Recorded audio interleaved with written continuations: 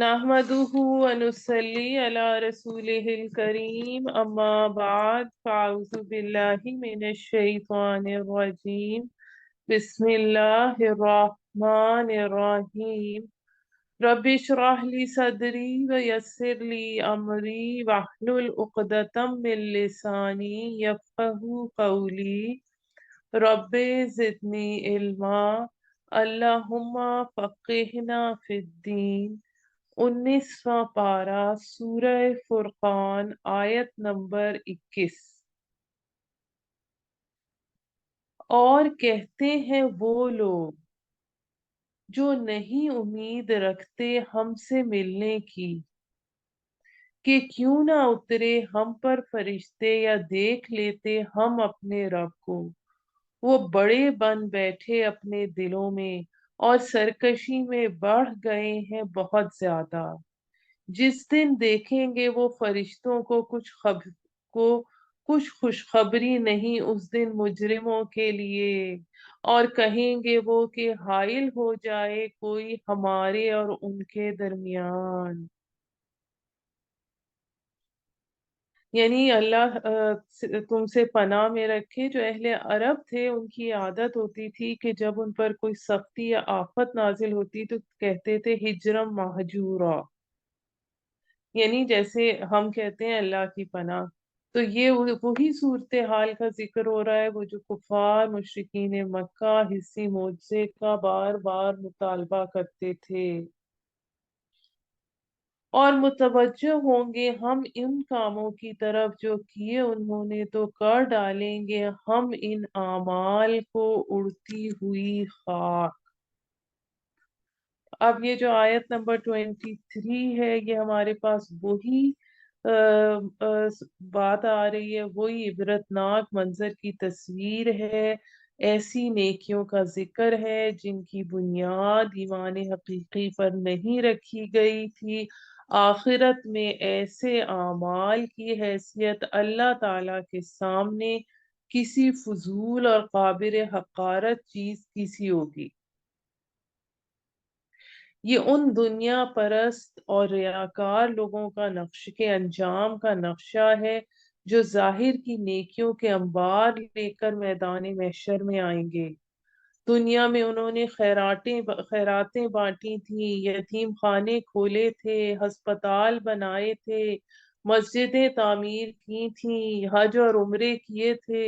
مگر ان اعمال کو سر انجام دیتے ہوئے اللہ رب العالمین کی رضا جوئی اور آخرت کے اجر اور ثواب کو کہیں مد نظر نہیں رکھا تھا۔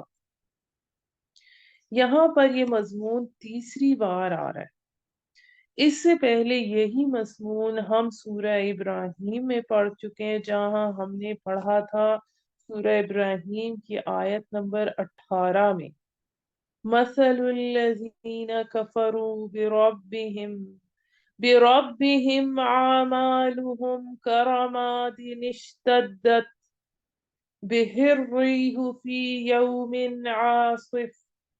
لا يقدرون مما كسبوا على شيء ذلك هو الضلال البعید۔ مثال ان لوگوں کی جنہوں نے کفر کیا اپنے رب کے ساتھ ایسی ہے کہ ان کے اعمال ہوں راکھ کی مانند جس پر زوردار ہوا چلے آندھی کے دن۔ انہیں کچھ قدرت نہیں ہوگی ان اعمال میں سے کسی پر بھی جو انہوں نے کمائے ہوں گے، یہی تو ہے دور کی گمراہی۔ پھر سورہ نور میں ہم نے پڑھا آیت نمبر 39 میں، وَالَّذِينَ كَفَرُوا أَعْمَالُهُمْ كَسَرَابٍ بَقِيعَةٍ يَحْسَبُهُ الظَّمْآنُ مَاءً حتى إذا جاءه لم يجده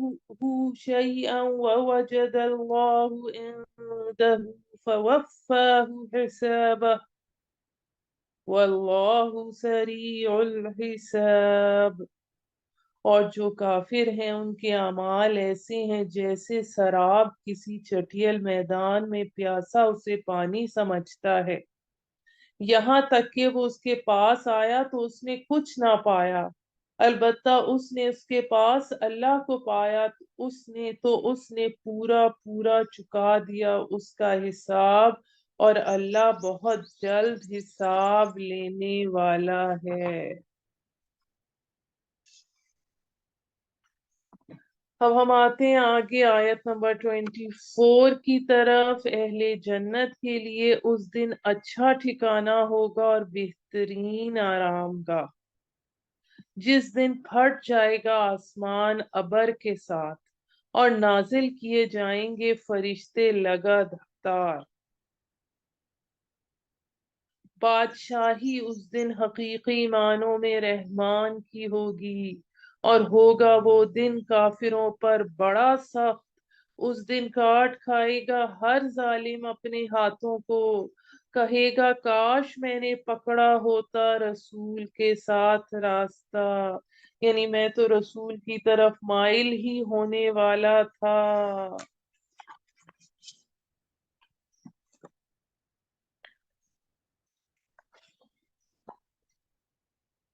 ہائے میری کم بختی، میں نے نہ بنایا ہوتا فلاں کو دوست۔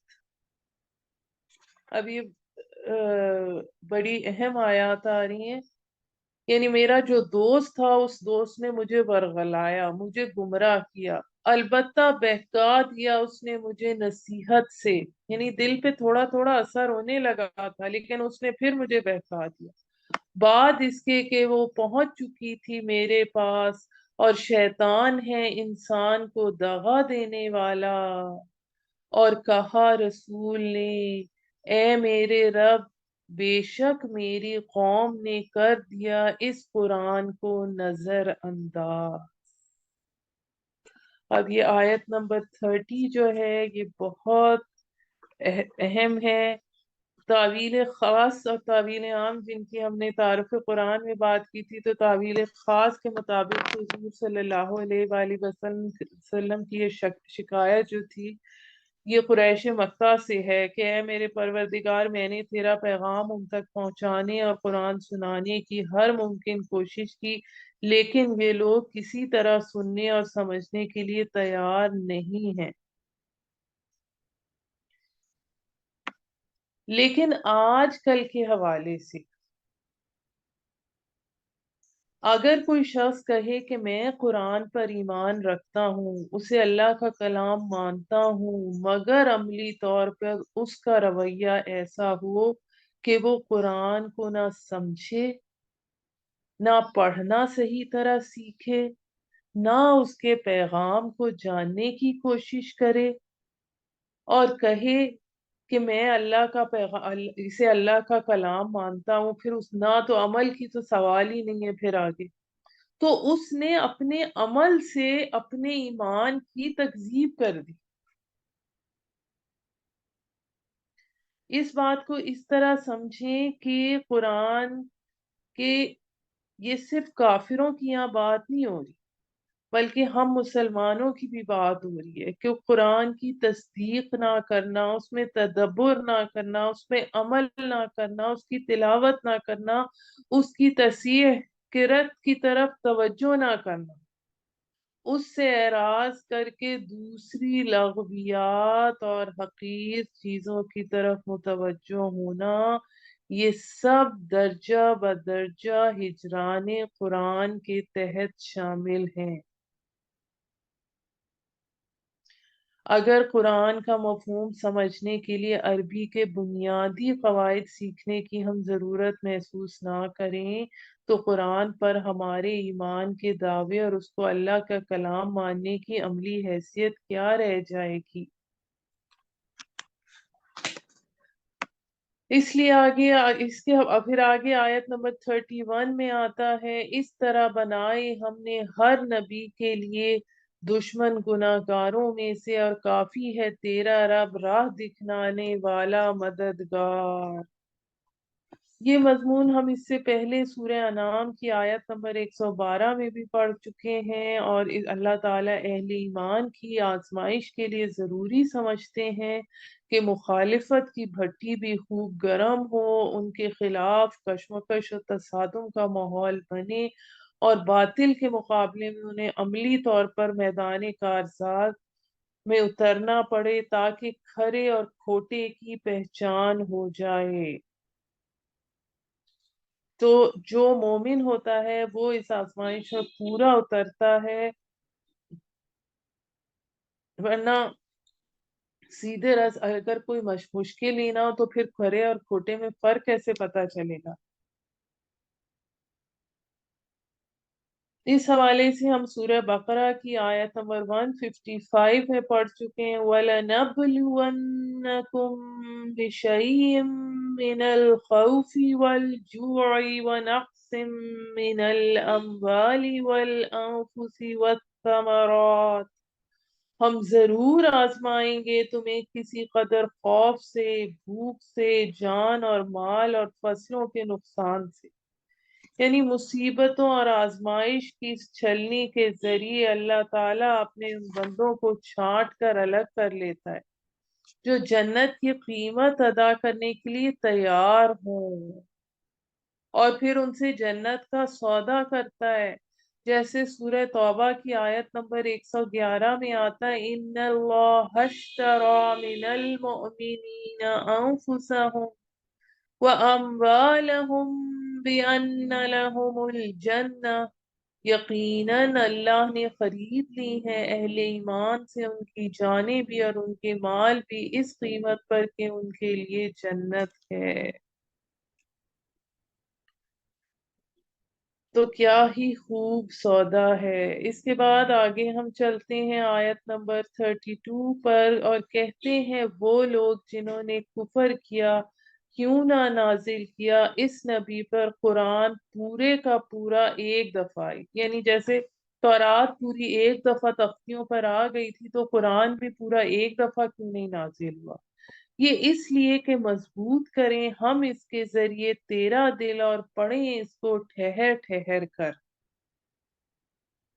نہیں لاتے وہ تیرے پاس کوئی مثال مگر لاتے ہیں تیرے پاس حق بات کو اور بہترین وضاحت۔ اب یہ قرآن مجید کو آہستہ آہستہ تھوڑا تھوڑا نازل کرنے میں حکمت عملی یہ بھی تھی کہ رسول اللہ صلی اللہ علیہ وآلہ وسلم اور اہل ایمان کو ہر موقع محل کے مطابق بر وقت رہنمائی ملتی رہے، اور اہل ایمان کے لیے اس میں تسلی بھی ہے کہ اللہ تعالیٰ، تسکین کا پہلو بھی ہے کہ اللہ ہمارے حالات کو دیکھ رہا ہے۔ آیت نمبر 34، جو لوگ جمع کر کے لائے جائیں گے منہ کے بل جہنم کی طرف، وہی لوگ ہیں بدتر درجے میں، بہت بہکے ہوئے سیدھی راہ سے، اور تحقیق عطا کی ہم نے موسیٰ کو کتاب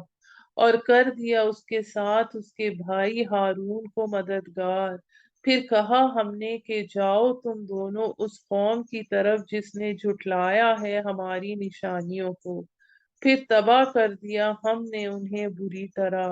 اور قوم نوح کو جب جھٹلایا انہوں نے رسولوں کو، تو غرق کر دیا ہم نے ان کو اور بنا دیا ہم نے ان کو لوگوں کے لیے نشانی۔ اس میں جو کشتی قوم نوح کی اس وقت بھی اس کے آثار مل گئے ہیں، اس سے مراد وہ نشانی بھی ہو سکتی ہے۔ اور تیار کیا ہے ہم نے ظالموں کے لیے دردناک عذاب، یہی حال ہوا عاد اور سمود کا اور کنویں والوں کا۔ اب یہ جو کنویں والوں کا ذکر ہے اس کے بارے میں سے بہت زیادہ کلیئرٹی سے ہمارے پاس نہیں ہے کہ کنویں والے کون تھے،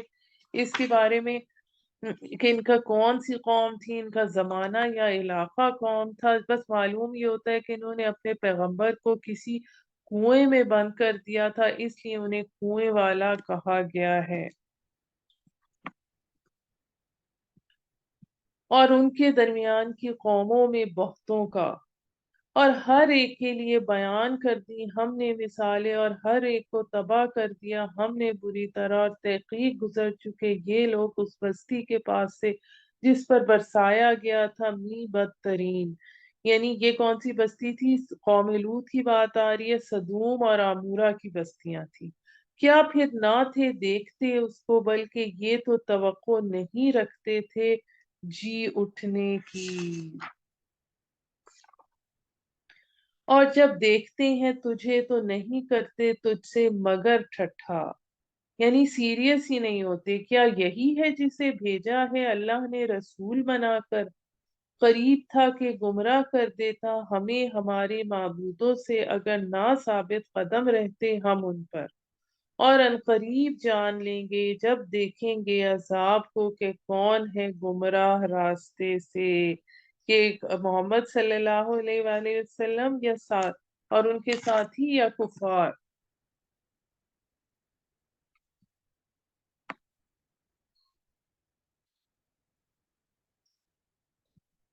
کیا تو نے دیکھا اس کو جس نے بنایا اپنا معبود اپنی خواہش کو، کیا تو ہے اس پر نگران؟ اب یہ والی آیت اس حوالے سے بہت اہم ہے کہ یہاں شرک کی ایک اہم قسم بیان ہوئی ہے جو ہمیں اپنے اپنے گریبانوں میں جھانکنے کی دعوت دیتی ہے کہ انسان کو اس کا نفس ہر وقت دنیا سمیٹنے اور زیادہ سے زیادہ مال اور دولت جمع کرنے کے حسین خواب دکھاتا ہے۔ وہ حرام کو اپنانے کے لیے پرکشش توجیحات پیش کرتا ہے، مثلا یہ کہ آج کے دور کے بینک کا سود حرام نہیں ہے، وہ تو پرانے دور میں جو سود تھا وہ حرام تھا۔ تو بات اس میں ساری سمجھنے کی یہ ہے کہ وہ انسان جو انسان اپنے نفس کو اپنا معبود بنا لے، کہ نفس یہ کہتا ہے مجھے یہ چاہیے، تو پھر اس پہ اللہ کی رضا کو نہ دیکھے اور اپنے نفس کی بات مانے تو وہ معبود، تو اس کا نفس ہی اس کا معبود ہو گیا، کیونکہ عبادت جو ہے مکمل غلامی کا نام۔ جس طرح ایک غلام اپنے آقا کا ہر حکم ماننے کا پابند ہے، اس طرح ایک بندے عبد پر بھی لازم ہے کہ وہ اپنے معبود کی، اپنے رب کی مکمل فرما برداری کرے، کسی حکم میں بھی سرتابی نہ کرے۔ اگر کوئی شخص زبان سے تو لا الہ الا اللہ کہتا ہے، لیکن عملاً اطاعت اور فرما برداری جو ہے وہ اپنے نفس کی کرتا ہے، تو توحید پرست نہیں بلکہ نفس پرست ہے، اور اس کا نفس ہی اصل میں اس کا معبود ہے۔ کیا تو گمان کرتا ہے کہ ان میں سے اکثر بات کو سنتے ہیں یا سمجھتے ہیں؟ نہیں ہیں یہ مگر چوپایوں کی مانند، بلکہ یہ ہے زیادہ بھٹکے ہوئے راہ سے۔ کیا نہیں دیکھا تو نے اپنے رب کو کیسے پھیلا دیتا ہے سائے کو، اگر چاہتا تو کر دیتا اس کو بے حرکت۔ یعنی اللہ تعالیٰ اگر چاہتے تو تاریکی کو ہی مستقل کر دیتے۔ پھر بنایا ہم نے سورج کو اس کا رہنما، لیکن اللہ تعالیٰ نے ایسا سسٹم بنایا ہے کہ رات ہوتی ہے تو یوں لگتا ہے پوری زمین پر ایک سیاہ چادر اڑا دی گئی ہے، اور پھر صبح ہوتی ہے، سورج طلوع ہوتا ہے تو سائے لمبے ہوتے جاتے ہیں، پھر جوں جوں سورج اوپر اٹھتا ہے تو سائے آہستہ آہستہ سمٹنا شروع ہو جاتے ہیں، پھر سمیٹ لیتے ہیں ہم سائے کو اپنی طرف آہستہ آہستہ۔ اور وہی ہے اللہ جس نے بنایا تمہارے لیے رات کو اوڑھنا اور نیند کو راحت، اور بنا دیا دن کو اٹھ نکلنے کے لیے۔ وہی ہے جس نے چلائیں ہوائیں خوشخبری دینے والی اپنی رحمت کے آگے آگے، اور برسایا آسمان سے پاک پانی، یعنی وہ پانی جو سب سے پہلے فضا کو پاک کرتا ہے، پھر طہارت کا سبب بنتا ہے، تاکہ زندہ کریں اس سے مردہ بستی کو، اور پلائیں وہ پانی انہیں جو پیدا کیے ہیں ہم نے چوپائے اور انسان بہت سے، اور تحقیق ہم نے تقسیم کیا اس پانی کو ان میں تاکہ وہ غور کریں، پھر نہ مانا بہت لوگوں نے مگر کی نہ شکری۔ یعنی سمندر کے بخارات سے بادلوں کا بننا، پھر اربوں ٹن پانی کا ہواؤں کے ذریعے ہزاروں میل کے فاصلے طے کر کے مختلف جگہوں میں بارش برسانا، ان بارشوں سے ندی نالوں اور دریاؤں کے سلسلوں کا جاری ہونا، اور پھر گلیشیئرز میں جس طرح پانی نہ ختم ہونے والے ذخائر موجود ہیں، ان کا پگھل پگھل کر انسانی ضروریات کے لیے پانی پورا کرنے کا ذریعہ بننا، تو یہ جو واٹر سائیکل ہے یہ اللہ تعالیٰ کے بہت بڑے بڑے عجائبات ہیں اگر انسان ان میں غور کرے تو۔ اور اگر ہم چاہتے تو ضرور بھیج دیتے ہر بستی میں ایک ڈرانے والا، مطلب ہر بستی میں نہیں بھیجا گیا، بستیوں کے مرکز میں بھیجا گیا، پس نہ کہا مان کافروں کا، اور مقابلہ کر ان کا اس قرآن کے ساتھ مقابلہ زوردار۔ تو اس میں آیت نمبر 52 میں اللہ تعالیٰ یہ سمجھا رہے ہیں کہ بہت سے لوگ جو آپ صلی اللہ علیہ وآلہ وسلم کو مشورے دیتے تھے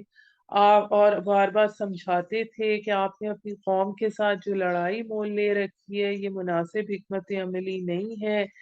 اسے قبیلے میں پھوٹ پڑ جائے گی، اور صلح صفائی میں کوئی لچک لائیں، اور اس میں ولید بن مغیرہ سمیت کئی لوگ یہ چاہتے تھے کہ آپ صلی اللہ علیہ وآلہ وسلم ان کی کچھ باتیں تسلیم کر لیں، دونوں ایک دوسرے کی کچھ باتیں مان لیں، کچھ لچک لا کے بات کو دونوں طرف سے قابل قبول بنایا جائے۔ تو آپ صلی اللہ علیہ وآلہ وسلم کو سمجھایا جا رہا ہے کہ ان باتوں کو قبول کرنا تو درکنار، آپ ان لوگوں کی طرف بالکل دھیان نہ دیں، اور آپ قرآن کے ذریعے جہاد کریں۔ اور چنانچہ مکہ میں 12 سال تک آپ نے جو جہاد کیا وہ جہاد بالسیف نہیں تھا بلکہ جہاد بالقرآن تھا، اور آج کے اس جہاد کی ہمارے معاشرے میں بھی شدید ضرورت ہے، کیونکہ قرآن ہی ہمارے اندرونی امراض کی دوا ہے، جیسے کہ ہم سورہ یونس کی آیت نمبر 57 میں پڑھ چکے ہیں، وَشِفَاءٌ لِمَا فِي الصُّدُورِ۔ اور وہی ہے جس نے ملایا دو سمندروں کو، ایک میٹھا ہے خوشگوار اور دوسرا کھاری ہے کڑوا،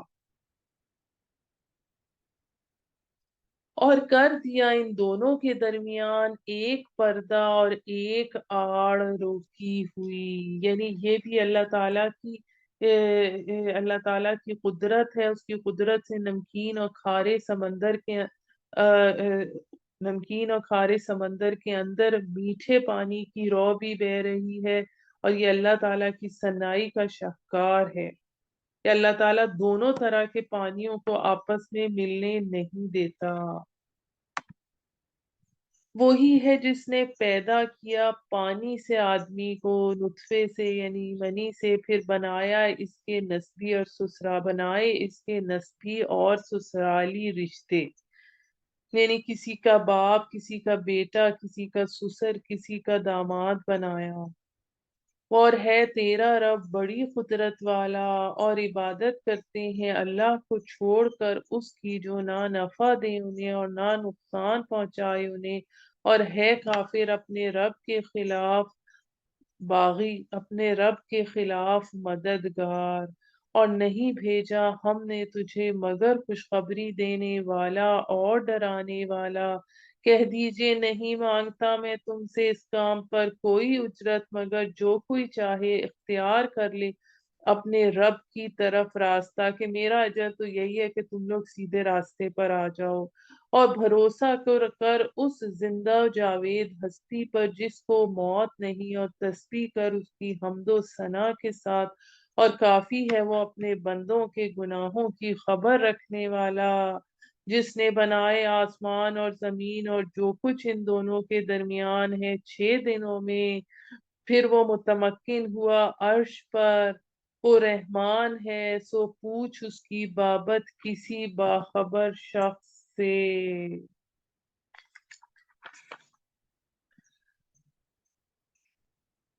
یعنی کسی صاحب علم سے پوچھو کہ جو کائنات کی تخلیق میں غور کرتا ہے، اس سے پوچھو، یہ اس سے پوچھو جو اس سے آشنائی رکھتے ہو، اسے پانے کے لیے ایسے لوگوں کی صحبت اختیار کرو جو جن کی اس کے ساتھ دوستی ہو۔ سورہ توبہ میں آتا ہے وَكُونُوا مَعَ الصَّادِقِينَ، ایسے لوگوں کی صحبت سے ہی تمہیں اللہ تعالی کی معرفت حاصل ہوگی۔ اور جب کہا جاتا ہے ان سے کہ سجدہ کرو رحمان کو، تو کہتے ہیں کون ہے رحمان؟ کیا ہم سجدہ کریں جسے تو کہے، اور اضافہ ہو جاتا ہے ان کی نفرت میں۔ وہ جو مشرکین مکہ تھے وہ رحمان کے لفظ سے نام سے بدکتے تھے۔ بڑی ہی بابرکت ہے وہ ذات جس نے بنایا آسمان میں برج اور بنایا اس میں چراغ، یعنی سورج اور چاند روشن۔ اب سورج کے لیے چراغ کا ورڈ آیا ہے کیونکہ اس میں کمبسچن ہوتی ہے، وہ جل رہا ہے، اور چاند کے لیے روشن کا ورڈ آیا ہے کیونکہ اس میں ریفلیکشن ہوتی ہے، اس میں حرارت نہیں ہے۔ وہی ہے جس نے بنایا رات اور دن کو، آگے رات اور دن کو آگے پیچھے آنے والا، یعنی یہ آتا ہے اور یہ جاتا ہے تو وہ آتی ہے، اس طرح اس شخص کے لیے جو چاہتا ہے کہ نصیحت پکڑے یا شکر ادا کرے۔ اب یہاں پر ہمارے پاس عباد الرحمن کی صفات آ رہی ہے، یعنی جو مومن کی تعمیر شدہ شخصیت ہے، میچور، اس کی شخصیت کے کیا خد و خال ہوتے ہیں۔ اور رحمان کے بندے وہ ہیں جو چلتے ہیں زمین پر دبے پاؤں، یعنی اللہ کا اپنے آپ کو غلام سمجھتے ہوئے، اور جب بات کرتے ہیں ان سے جاہل لوگ تو کہتے ہیں سلام، یعنی ان سے الجھتے نہیں، اور جو راتیں گزارتے ہیں اپنے رب کے حضور سجدے میں اور قیام میں،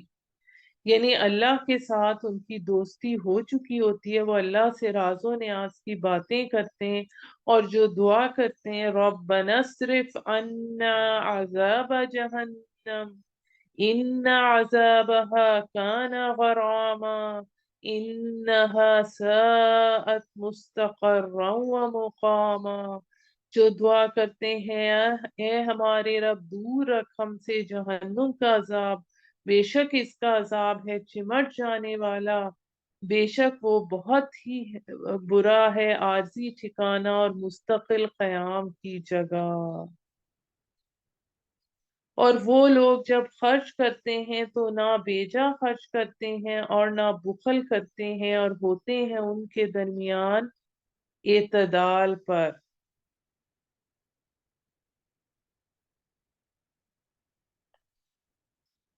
اس کے اور وہ لوگ جو نہیں پکارتے اللہ کے ساتھ معبود کسی کو، اور نہیں قتل کرتے کسی جان کو۔ اب جو تین بڑے گناہ جن سے وہ بچتے ہیں وہ کون سے ہیں؟ پہلا چیز کہ اللہ کے سوا کسی کو معبود نہیں بناتے، کسی کو قتل نہیں کرتے ناحق، کسی جان کو جسے حرام قرار دیا ہے اللہ نے، مگر جب ہلاک کرنا جائز ہو، یعنی کہ جیسے رجم ہوتا ہے یا قتل مرتد ہوتا ہے، اور نہیں کرتے زنا، یہ تیسری بڑی چیز۔ اور جو کرے گا یہ کام وہ جا پڑا گناہ میں، بڑھایا جائے گا اس کا عذاب روز قیامت، اور ہمیشہ رہے گا وہ اس میں ذلیل و خوار ہو کر۔ یعنی اس میں یہاں پہ اس سے ظاہر ہوتا ہے قیامت سے پہلے برزخ میں بھی عذاب ہے، مگر جس نے توبہ کی اور ایمان لایا اور عمل کیے نیک، سو یہی لوگ ہیں کہ بدل دے گا اللہ ان کی برائیوں کو نیکیوں میں، اور اللہ ہے بخشنے والا نہایت رحم کرنے والا۔ یعنی توبہ سے، نامہ اعمال سے برائیاں دور ہو جاتی ہیں، اخلاق کے دھبے دور ہو جاتے ہیں، بشرطے کہ جب آئندہ نہ کرنے کا پختہ ارادہ ہو۔ جس نے توبہ کی اور عمل کیے نیک، بے شک وہ رجوع کرتا ہے اللہ کی طرف جیسا کہ رجوع کرنے کا حق ہے، اور وہ لوگ جو نہیں گواہی دیتے جھوٹی، اور جب گزرتے ہیں لغو کے پاس سے تو گزرتے ہیں باوقار، یعنی جھوٹی گواہی نہیں دیتے، اور جو وہی بات جو لغو کے پاس سے گزر جاتے ہیں۔ یہ سورہ مومنون کے سٹارٹ میں بھی ہم یہی چیز مومن کی خصوصیات میں پڑھ چکے ہیں۔ اور وہ لوگ جب یاد دلائی جاتی ہیں نشانیاں ان کے رب کی تو نہیں گرتے وہ ان پر بہرے اندھے ہو کر، یعنی اس سے مراد یہ ہے کہ آیات قرآن کو اندھے بہرے ہو کر نہیں پڑھنا ہے، انہیں سمجھنا ہے۔ اور وہ لوگ جو کہتے ہیں ربنا ہب لنا من ازواجنا وذریاتنا قرۃ اعین واجعلنا للمتقین اماما، اے ہمارے رب عطا فرما ہمیں ہماری بیویوں اور ہماری اولاد سے آنکھوں کی ٹھنڈک، اور بنا ہمیں متقیوں کا امام۔ اس سے مراد یہ ہے کہ ہمارے زوج اور ہماری، یا زوج ہر جگہ زوج سے مراد میاں کے لیے بیوی اور بیوی کے لیے میاں، یعنی اسپاؤس مراد ہوتا ہے۔ اور آنکھوں جو ہماری اولاد ہے، جو ہماری زوج ہے، وہ بھی انہیں بھی دین کے راستے پہ چلا، کشاکش نہ ہو گھر میں، یہ لوگ بدلہ دیے جائیں گے بالا خانے جنت کے بوجہ ان کے صبر کے، اور ان کا استقبال ہوگا وہاں دعا و سلام، سدا رہیں گے وہ اس میں، کیا ہی اچھی ہے جگہ ٹھہرنے کی اور مستقل طور پر رہنے کی۔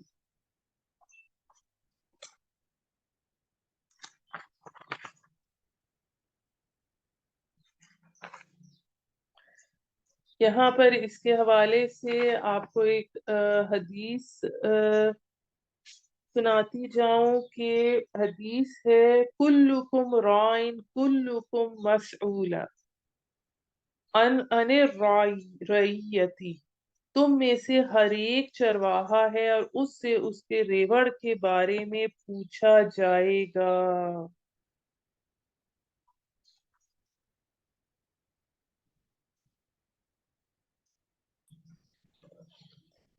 آیت نمبر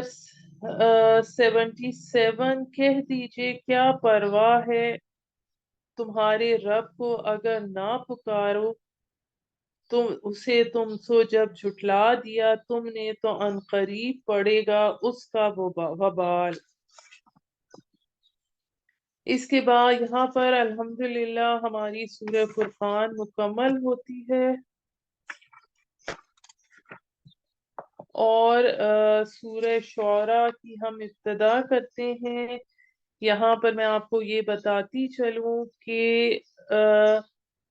اس گروپ کی جو یہ 8 مکی صورتوں میں سورہ فرقان کے علاوہ باقی سب کا آغاز حروف مقطعات سے ہوتا ہے۔ اس میں 2 صورتوں سورہ شعراء اور سورہ قصص کا آغاز طاسین میم سے، ایک سورت نمل کا طاسین سے، اور 4 صورتوں عنکبوت، روم، لقمان اور سجدہ کا آغاز الف لام میم سے ہوتا ہے۔ پھر میں آپ کو یہ بتاتی چلوں کہ سورہ شعراء جو ہے اس کو مکی صورتوں میں اس اعتبار سے امتیاز حاصل ہے کہ اس کی آیات کی تعداد 228 ہے، جو مکی صورتوں میں سب سے زیادہ ہے۔ حجم کے اعتبار سے مکی صورتوں میں سورہ اعراف بڑی ہے، لیکن اس کی آیات 207 ہیں۔ سورہ شعراء میں چھوٹی چھوٹی آیات، تیز مدھم مؤثر صوتی آہنگ کی بنا پر یہ سورہ ہجر جو ہم 14ویں پارے میں پڑھ چکے ہیں اس سے مواصلت رکھتی ہے۔ اسی بات سے یہ معلوم ہوتا ہے کہ سورت کا نزول ابتدائی 4 برسوں کے دوران ہوا تھا۔ پھر اب جو سورہ شعراء ہے اس کا زیادہ حصہ انباء اور رسل پر مشتمل ہے، اس میں انہی 6 رسولوں اور ان کی قوموں کے واقعات کا ذکر ہے جن کا ہم اس سے پہلے سورہ اعراف میں اور سورہ ہود میں پڑھ چکے ہیں۔ البتہ ان صورتوں میں ان واقعات کی ترتیب مختلف ہے اور حضرت ابراہیم علیہ السلام کے ذکر کا اضافہ بھی ہے۔ سب سے پہلے حضرت موسیٰ علیہ السلام کا مفصل ذکر ہے، پھر حضرت ابراہیم کا ذکر ہے، اور پھر آگے 5 رسولوں کے حالات ترتیب سے آئے ہیں، اور آخری رکوع میں حضور صلی اللہ علیہ وآلہ وسلم سے خطاب ہے، اور دراصل اہل ایمان کو مخاطب کیا گیا ہے۔ بسم اللہ الرحمن الرحیم۔ طاسین، یہ آیات ہیں واضح کتاب کی، شاید تم ہلاک کر لو گے خود کو، نہیں ہو جاتے وہ کہ نہیں ہو جاتے وہ ایمان لانے والے، اگر ہم چاہیں تو نازل کر دیں ان پر آسمان سے کوئی نشانی، پھر رہ جائیں ان کی گردنیں اس کے آگے جھکی ہوئی، نہیں ان کے پاس آتی ان کے پاس کوئی نصیحت رحمان کی طرف سے نئی، مگر وہ اس سے منہ پھیر لیتے ہیں۔ سو یہ جھٹلا چکے، سو ان قریب معلوم ہو جائے گی ان کو حقیقت جس کا یہ مذاق اڑاتے تھے ہیں۔ کیا نہیں دیکھا انہوں نے زمین کی طرف کتنی اگائی ہیں اس میں ہر قسم کی عمدہ چیزیں، بے شک اس میں نشانی ہے، یعنی پوری کائنات میں نشانی ہے، لیکن نہیں ہے اکثر لوگ ایمان لانے والے۔ بے شک تیرا رب ہی زبردست نہایت رحم والا ہے،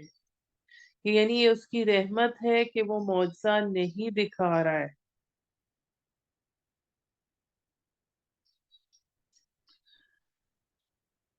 ورنہ اگر معجزہ دکھا دے تو فوراً عذاب آ جاتا ہے۔ اور جب پکارا تیرے رب نے موسیٰ کو کہ جاؤ ظالم قوم کے پاس، قوم فرعون کے پاس، کیا وہ نہیں ڈرتے؟ کہا میرے رب مجھے اندیشہ ہے کہ وہ مجھے جھٹلائیں گے، اور تنگ ہوتا ہے میرا سینہ، اور نہیں چلتی میری زبان، تو بھیج پیغام رسالت ہارون کی طرف بھی، اور ان کا مجھ پر جرم بھی ہے، سو میں ڈرتا ہوں کہ مجھے قتل کر دیں گے، کہ آپ کے ہاتھ سے جو قتل خطا ہو گیا تھا، جو قبطی کو آپ نے قتل کر دیا تھا۔ فرمایا ہرگز نہیں، تم دونوں جاؤ ہماری نشانیاں لے کر، ہم تمہارے ساتھ ہیں، سب کچھ سنتے ہیں رہیں گے، بس دونوں جاؤ فرعون کے پاس اور کہو ہم رسول ہیں رب العالمین کے، کیا تو جانے دے تو جانے دے ہمارے ساتھ بنی اسرائیل کو۔ تو پھر فرعون نے کہا کیا نہیں پالا ہم نے تجھے اپنے ہاں بچہ ہونے کی حالت میں، اور بسر کیے تو نے ہمارے ہاں اپنی عمر کے کئی سال، یعنی دربار فرعون میں تو اب جب بات ہوئی تو اس نے کہا کہ تم تو ہمارے ٹکڑوں پر پلے ہو، اور کر گیا تو وہ حرکت جو کر گیا، اور تو ناشکرا ہے۔ کہا کیا تھا میں کہا کیا تھا میں نے وہ اس وقت، اور میں خطا بار تھا، یعنی اس وقت تک مجھے نبوت نہیں ملی تھی، میں حقیقت کی تلاش میں تھا، پھر بھاگ گیا میں تمہارے یہاں سے، اور جب ڈرا تم لوگوں سے پھر نوازا مجھے میرے رب نے حکم سے، اور بنایا مجھے رسولوں میں سے۔ اور کیا یہ احسان ہے جو تو رکھ رہا ہے مجھ پر کہ غلام بنا رکھا ہے تو نے بنی اسرائیل کو؟ یعنی حضرت موسیٰ علیہ السلام کے ساتھ فرعون نے جو سلوک کیا، ان کو اچھی طرح ایک مدت تک پرورش کی، مگر حضرت موسیٰ نے اپنی بنسبت اپنی قوم کا زیادہ خیال کیا کہ ان کو اتنی نہایت ذلت کی حالت میں رکھا ہوا ہے۔ فرعون نے پوچھا اور کون ہے رب العالمین؟ کہا وہ رب ہے آسمانوں کا اور زمین کا اور جو کچھ ان کے درمیان ہے، اگر تم یقین لانے والے ہو۔ کہا اپنے گرد و پیش کے لوگوں سے کیا سنتے ہو تم؟ اب حضرت موسیٰ نے کہا تمہارا رب اور رب تمہارے آباء و اجداد کا پہلوں کا۔ فرعون نے کہا لوگوں بے شک تمہارا رسول جو بھیجا گیا ہے تمہاری طرف دیوانہ ہے، موسیٰ نے کہا وہی رب ہے مشرق اور مغرب کا اور جو کچھ ان دونوں کے درمیان ہے، اگر تم عقل رکھتے ہو۔ فرعون نے کہا اگر ٹھہرایا تو نے کسی کو معبود میرے سوا تو ضرور بنا دوں گا میں تجھے قیدی۔ اب یہاں پر یہ صورتحال ہے کہ وہ جو فرعون تھا وہ حضرت موسیٰ کے چھوٹے بھائی کی طرح تھا۔ کہا اگرچہ میں لے آؤں تیرے پاس صریح چیز؟ فرعون نے کہا لے آ اسے اگر تو ہے سچا۔ پھر موسیٰ نے ڈال دیا اپنا عصا تو یکا یک ہو گیا ایک اژدہا سری، اور کھینچا اپنا ہاتھ بغل سے تو یکا یک وہ ہو گیا سفید۔ دیکھنے والوں کے لیے کہا اپنے گرد کے سرداروں سے بلا شبہ یہ تو ایک جادوگر ہے ماہر، چاہتا ہے کہ نکال دے تمہیں تمہارے ملک سے اپنے جادو کے زور سے، تو تم کیا فیصلہ کرتے ہو؟ انہوں نے کہا مہلت دو اسے اور اس کے بھائی کو اور بھیج دو شہر میں ہر کارے، وہ لے آئیں تیرے پاس تمام ماہر جادوگر۔ پس جمع کر لیے گئے جادوگر مقررہ وقت پر متعین دن، اور کہا گیا لوگوں سے کیا تم اب جمع ہوگے تاکہ ہم پیروی کریں جادوگروں کے دین کی اگر وہ ہوئے غالب۔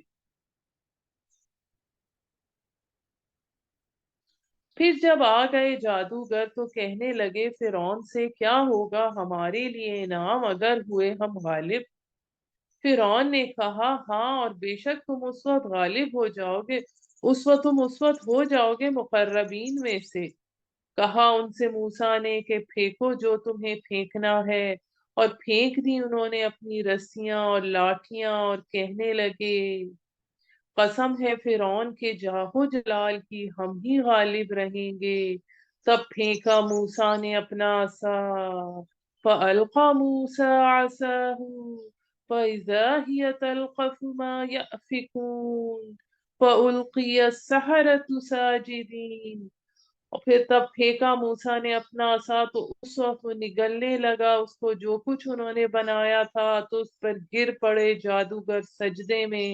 کہنے لگے ہم ایمان لائے سارے جہانوں کے رب پر، جو رب موسیٰ و ہارون، جو رب ہے موسیٰ اور ہارون کا۔ کیا تم ایمان لائے اس پر قبل اس کے کہ میں اجازت دیتا تم کو؟ بے شک یہ تمہارا بڑا گرو ہے جس نے سکھایا ہے تمہیں جادو، یعنی تم لوگوں کا آپس کا گٹھ جوڑ ہے۔ تو ابھی میں تمہیں معلوم ہو جائے گا، یقیناً میں کٹواؤں گا تمہارے ہاتھ اور تمہارے پاؤں مخالف سمت سے، اور سولی دوں گا تم سب کو۔ کہنے لگے بیش پرواہ نہیں، بے شک ہمیں اپنے رب کی طرف لوٹنا ہے، بے شک ہمیں توقع ہے کہ معاف کر دے گا ہمارا رب ہماری خطائیں، کیونکہ ہم ہیں سب سے پہلے ایمان لانے والے۔ اور وہی کہ ہم نے موسیٰ کی طرف کہ رات کو نکل میرے بندوں کو لے کر البتہ تمہارا پیچھا کیا جائے گا۔ پھر بھیج دیے فرعون نے شہر میں ہر کارے۔ اور کیا فرعون نے کہا بے شک یہ لوگ ایک جماعت ہے تھوڑی سی، اور بلا شبہ یہ ہمیں غصہ دلا رہے ہیں، اور بلا شبہ گو جب ہم ایک بڑی جماعت ہیں ہمیں ان سے خطرہ ہے۔ پھر نکال لائے ہم انہیں باہوں اور چشموں سے اور خزانوں سے اور بہترین قیام گاہوں سے، یوں وارث بنا دیا ہم نے ان چیزوں کا بنی اسرائیل کو، یعنی یوں بنی اسرائیل کو جو حکومت ملی۔ پھر تعقب کیا فرعون نے ان کا سورج نکلتے ہی، جب دیکھا دونوں فریقوں نے ایک دوسرے کو تو کہا موسیٰ کے ساتھیوں نے یقیناً ہم تو پکڑے گئے۔ کہا ہرگز نہیں، بے شک میرا رب میرے ساتھ میرا رب ہے۔ جیسے غار ثور میں حضور صلی اللہ علیہ وآلہ وسلم نے کہا تھا لا تحزن ان اللہ معنا، کہا ہرگز نہیں، بے شک میرے ساتھ میرا رب ہے، وہ ضرور میری مدد رہنمائی فرمائے گا۔ تب وہی کی ہم نے موسیٰ کی طرف کے مار اپنا عصا سمندر پر، تو پھٹ گیا وہ اور ہو گیا ہر ٹکڑا بڑے پہاڑ کی مانند، اور قریب لے آئے ہم اس جگہ دوسرے فریق کو بھی، اور نجات دی ہم نے موسیٰ کو اور جو اس کے ساتھ تھے سب کو، پھر غرق کر دیا ہم نے دوسرے فریق کو۔ بے شک اس میں نشانی ہے اور نہ تھے اکثر ان میں سے ایمان لانے والے۔ اور بے شک تیرا رب ہی بڑا زبردست نہایت رحم والا ہے۔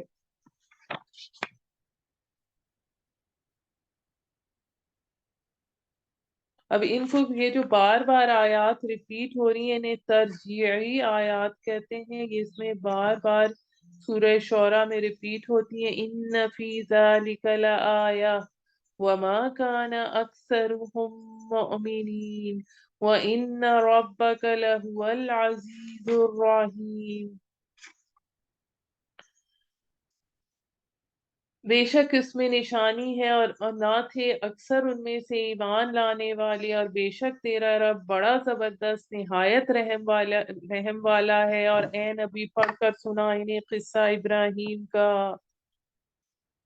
جب کہا اپنے باپ اور اپنی قوم کو کس کو پوچھتے ہو، کہنے لگے ہم عبادت کرتے ہیں بتوں کی، پس رہیں گے ہم ان پر جمے ہوئے۔ ابراہیم نے پوچھا کیا سنتے ہیں تمہیں جب تم انہیں پکارتے ہو، یا پہچانتے ہیں تمہارے نفع اور نقصان کو؟ بولے نہیں، بلکہ پایا ہم نے آباء و اجداد کو اس طرح کرتے ہوئے۔ کہا کیا تم نے دیکھا جس کی تم عبادت کرتے ہو؟ کیا تم نے دیکھا ہے جس کی تم عبادت کرتے ہو؟ تم اور تمہارے اگلے آباء و اجداد تو یقیناً ہے دشمن ہے میرے سوائے رب العالمین کے، یعنی میں ان سب تمہارے جن کی تم عبادت کرتے ہو ان سے دشمنی کا اعلان کرتا ہوں۔ جس نے مجھے پیدا کیا سو وہی میری رہنمائی کرتا ہے، وہی ہے جو مجھے کھلاتا ہے اور پلاتا ہے، اور جب میں بیمار پڑتا ہوں تو مجھے شفا دیتا ہے۔ اب یہ بھی آیات شفا میں سے، وَإِذَا مَرِضْتُ فَهُوَ يَشْفِينِ، اور جو مجھے موت دے گا پھر دوبارہ زندہ کرے گا، اور جس سے مجھے توقع ہے کہ معاف کرے گا مجھے میری خطائیں جزا والے دن۔ اب یہ پھر آگے دعا آ رہی ہے، رب ہب لی حکما والحقنی بالصالحین واجعل لی لسان صدق فی الآخرین واجعلنی من ورثۃ جنت النعیم۔ اے میرے رب عطا کر مجھے قوت فیصلہ اور شامل کر مجھے نیکوکاروں میں، اور باقی رکھ میرا ذکر خیر بعد میں آنے والوں میں، اور بنا مجھے وارثوں میں سے جنت نعیم کے۔ اور بخش میرے باپ کو، بے شک وہ ہے گمراہوں میں سے، اور نہ رسوا کرنا مجھے کہ اس دن کے سب لوگ اٹھا جائیں گے جس دن نہ نفع دے گا مال اور نہ اولاد، مگر اس کو جو لائے گا اللہ کے پاس قلب سلیم، یعنی صحت مند دل، صحت مند روح، ان پولیوٹڈ نیچر، اور قریب لائی جائے گی جنت پرہیزگاروں کے لیے، اور کھول دی جائے گی جہنم گمراہوں کے لیے،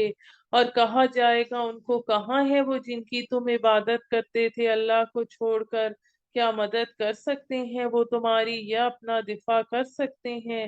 پھر الٹے ڈالے جائیں گے جہنم میں وہ اور وہ گمراہ لوگ۔ اور لشکر ابلیس کے سب کہیں گے جب وہ اس میں جھگڑ رہے ہوں گے، اللہ کی قسم ہے کہ ہم تھے البتہ کھلی گمراہی میں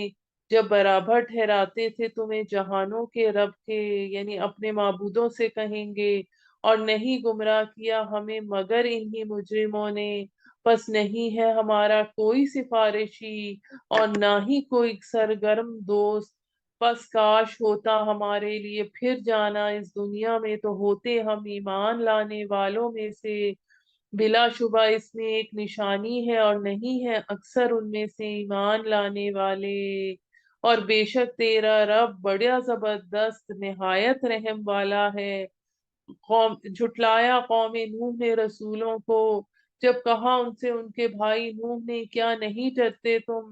بے شک میں تمہارا رسول ہوں امانت دار۔ اب یہ رسول جو ہوتا ہے نا اس کی شخصی اطاعت لازم ہوتی ہے۔ اب یہاں پر انباء اور رسول زمانی ترتیب سے آ رہے ہیں۔ سو ڈرو اللہ سے اور میری اطاعت کرو، اور نہیں مانگتا میں تم سے اس پر کوئی اجر، اور نہیں ہے میرا اجر مگر رب العالمین کے ذمے۔ سو ڈرو اللہ سے اور میری اطاعت کرو۔ کہنے لگے کیا ہم تیری بات مان لیں جبکہ تیری پیروی کی رذیل لوگوں نے، کمتر لوگوں نے، یہ چیز ہم بہت دفعہ ڈسکس کر چکے ہیں، کہا اور مجھے کیا علم اس کا جو وہ کر رہے ہیں، نہیں ہے ان کا حساب لینا مگر میرے رب کے ذمے، کاش کہ تم لوگ سمجھ رکھتے، اور نہیں ہوں میں دھتکارنے والا ایمان والوں کو، یعنی ان کمتر لوگوں کو معاشرے کے جو ایمان لے آئے ہیں میں انہیں پیچھے نہیں ہٹا سکتا، نہیں ہوں میں مگر ڈرانے والا صاف طور پر۔ انہوں نے کہا اگر نہ باز آیا تو اے نوح تو ضرور ہوگا تو سنگسار ہونے والوں میں۔ کہا اے میرے رب بے شک میری قوم نے مجھے جھٹلا دیا ہے۔ اب یہاں پر ہمارا نصف ہو رہا ہے آیت نمبر 117 پر، تو یہاں پر ہم 7 منٹ کی بریک لیتے ہیں 12:04 تک، پھر اس کے بعد آگے ہم انشاءاللہ کنٹینیو کریں گے۔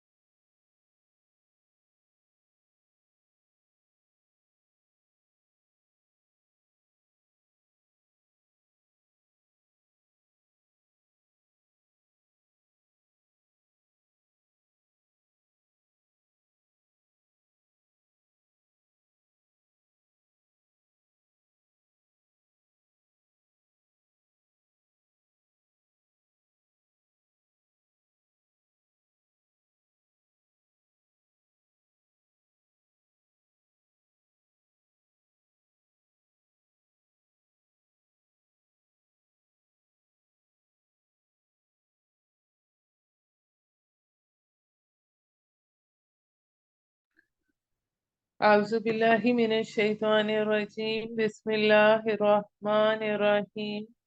آیت نمبر 118 سورہ شعراء۔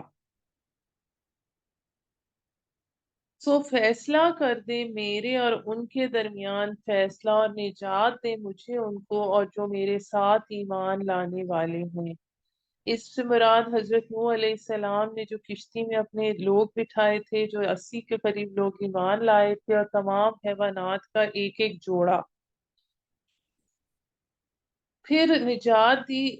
ہم نے اسے اور اس کے ساتھیوں کو کشتی میں بھری ہوئی کے پھر غرق کر دیا ہم نے اس کے بعد باقی ماندہ کو۔ بلا شبہ اس واقعے میں ایک نشانی ہے،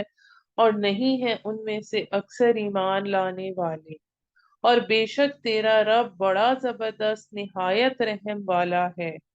اب یہ پھر سے وہی ترجیعی آیات، بار بار دہرائی گئی آیات آئی ہیں۔ جھٹلایا عاد نے رسولوں کو جب کہا ان سے ان کے بھائی ہود علیہ السلام نے، کیا نہیں ڈرتے تم اللہ سے؟ بے شک میں تمہارا رسول ہوں، امانت دار، سو تم ڈرو اللہ سے اور میری اطاعت کرو، اور نہیں مانگتا میں تم سے اس کام پر کوئی اجر۔ نہیں ہے میرا اجر مگر ذمے رب العالمین کے۔ کیا بناتے ہو ہر اونچے مقام پر یا ایک یادگار لا حاصل،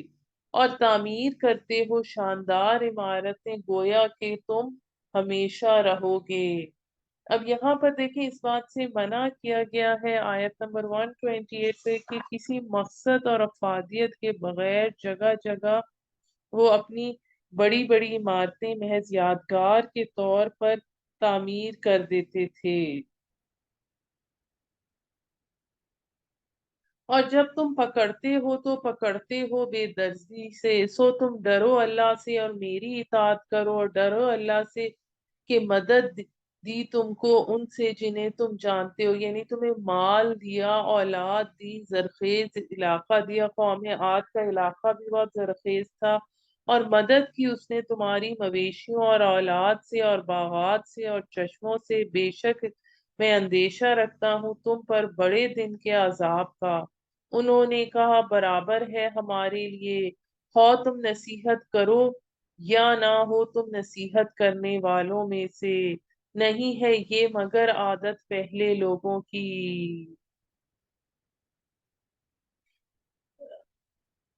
اب یہاں پر یہ جو آیت نمبر 137 ہے، اس کے حوالے سے یہ آتا ہے کہ آپ ہی ہمارے سامنے پرانے زمانے کی باتوں اور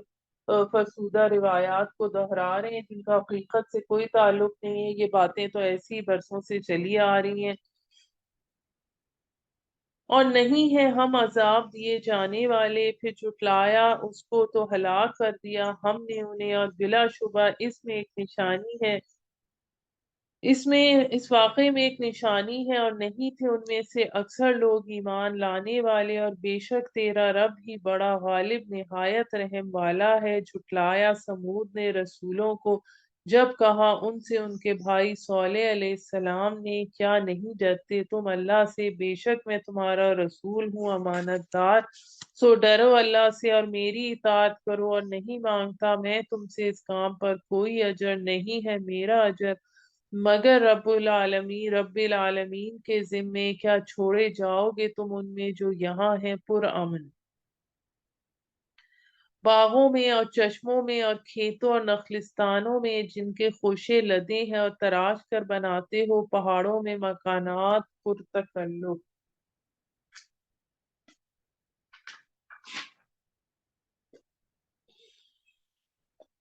سو ڈرو اللہ سے اور میری اطاعت کرو، اور مت اطاعت کرو حد سے نکل جانے والوں کی جو فساد برپا کرتے ہیں زمین میں، اور نہیں کرتے اصلاح احوال۔ انہوں نے کہا بے شک تو سحر زدگان میں سے ہے، یعنی کسی جن نے تم پر جادو آسیب کر دیا ہے۔ نہیں ہے مگر ایک انسان ہم جیسا، پس لے آ کوئی معجزہ اگر ہے تو سچا۔ صالح نے کہا یہ اونٹنی ہے، اس کے پانی پینے اور تمہارے پانی لینے کی باری کا دن مقرر ہے، اور مت چھونا اسے بری طرح سے ورنہ پکڑ لے گا تمہیں عذاب ایک بڑے دن کا۔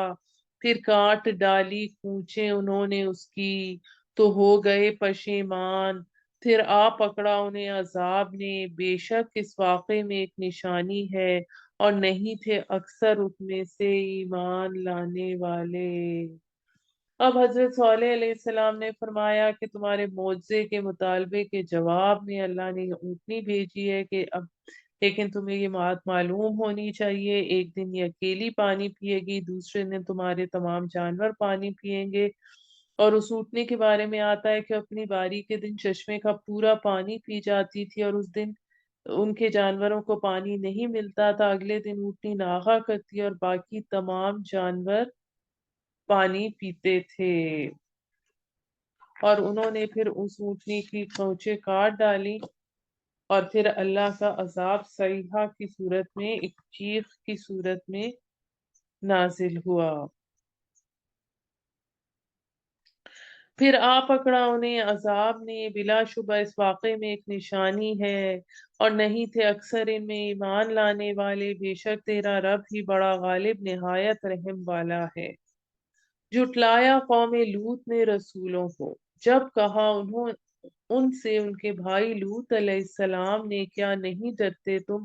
بے شک میں تمہارا رسول ہوں امانت دار، سو ڈرو اللہ سے اور میری اطاعت کرو۔ اب رسول جو ہے وہ اپنی اطاعت کا بھی حکم دیتا ہے،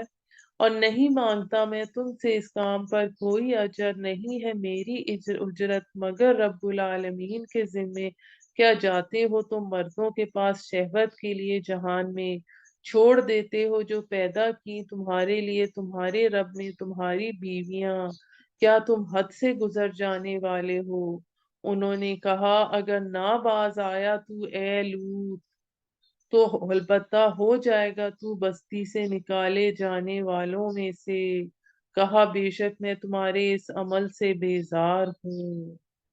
اے میرے رب نجات دے مجھے اور میرے گھر والوں کو اس سے جو یہ کرتے ہیں۔ اب یہ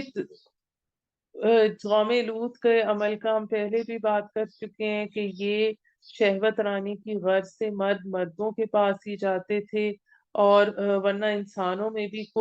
کسی دوسری قوم نے یہ حرکت اس وقت تک نہیں کی تھی، تو اس حوالے سے ان پر اللہ کا عذاب آیا۔ تو نجات دی ہم نے اسے اور اس کے گھر والوں کو، ماں سوائے ایک بڑھیا کے پیچھے رہ جانے والوں میں سے، یعنی حضرت لوط علیہ السلام کی جو بیوی تھی۔ پھر اکھاڑ پھینکا ہم نے دوسروں کو، اور برسائی ان پر بارش، سو بری تھی وہ بارش جو بس برسی ان پر جنہیں ڈرایا گیا تھا عذاب سے۔ بلا شبہ اس واقعے میں ایک نشانی ہے، اور نہیں ہے اکثر ان میں سے ایمان لانے والے، اور بے شک تیرا رب بھی بڑا غالب نہایت رحم والا ہے۔ اس کے بعد آگے آ گیا قوم شعیب کا ذکر، جن کو اصحاب الایکا جنگل والے بھی کہا جاتا ہے، اور اس کی وجہ یہ ہے کہ مدین والے جو تھے یہ ایک گھنا درخت بھی تھا ان کے یہاں، اس کی بھی پوجا کرتے تھے۔ جھٹلایا اصحاب ایکا نے رسولوں کو، جب کہا ان سے شعیب علیہ السلام نے، کیا نہیں ڈرتے تم، سو بے شک میں تمہارا رسول ہوں امانت دار،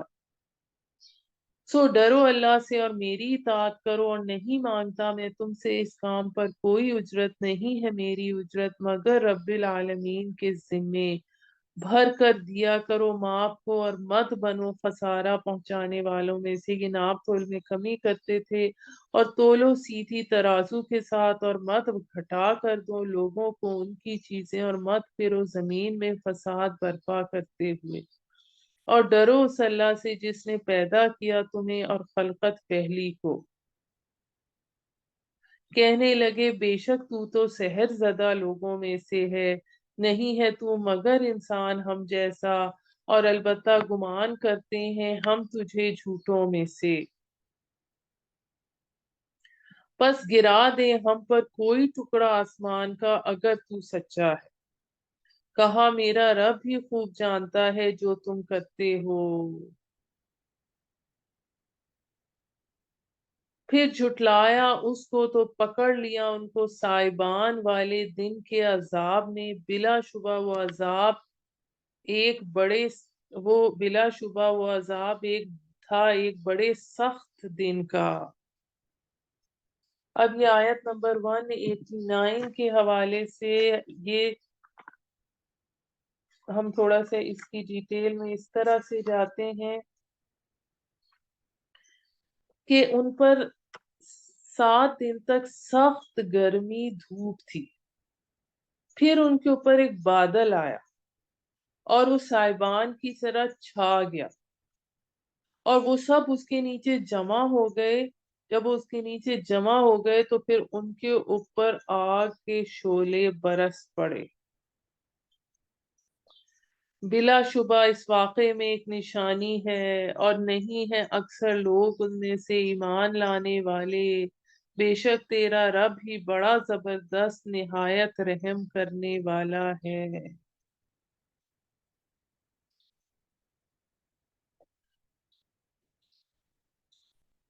اب آگے یہاں پر جو اس کے بعد آ رہا ہے، یہ حضور صلی اللہ علیہ وآلہ وسلم سے خطاب آ رہا ہے، اور بلا شبہ یہ قرآن نازل کرتا ہے رب العالمین کا، اتارا ہے اسے روح الامین نے، یعنی حضرت جبرائیل علیہ السلام نے تیرے قلب پر، تاکہ ہو تو لوگوں کو متنبع کرنے والا واضح عربی زبان میں، اور بے شک اس کا ذکر موجود ہے پہلی کتابوں میں، یعنی تورات کی بنیادی تعلیمات بھی قرآن کی ہی تھی، اور جو وحی تھی وہ قلب محمدی پر، روح محمدی، جو قلب محمدی کا روح محمدی کا مسکن قلب محمدی تھا تو اس پر نازل ہوتی تھی۔ نہیں، کیا نہیں ان کے لیے یہ دلیل کافی کہ جانتے ہیں اسے اہل علم بنی اسرائیل کے، کہ جو بنی اسرائیل کے علماء تھے وہ جانتے تھے کہ محمد صلی اللہ علیہ وآلہ وسلم آخری نبی ہیں، اور اگر ہم نازل کرتے اسے کسی غیر عربی پر پھر وہ پڑھتا اس کو ان پر، تو نہ تھے وہ اس پر ایمان لانے والے۔ اس طرح جما دیا ہم نے اس کو دلوں میں مجرموں کے، نہ ایمان لائیں گے وہ اس پر یہاں تک کہ دیکھ لیں عذاب دردناک، پس وہ آ پہنچے گا ان پر اچانک اور انہیں خبر بھی نہ ہوگی، پھر کہہ اٹھیں گے کیا ہمیں مہلت مل سکتی ہے، کیا ہمارے عذاب کے لیے جلدی مچا رہے ہیں، کیا تم نے دیکھا اگر ہم فائدہ دیں انہیں برسوں، پھر آ جائے ان پر عذاب جس کا وعدہ کیا گیا تھا، تو کام نہ آئے گا ان کے جس سے وہ فائدہ اٹھاتے تھے۔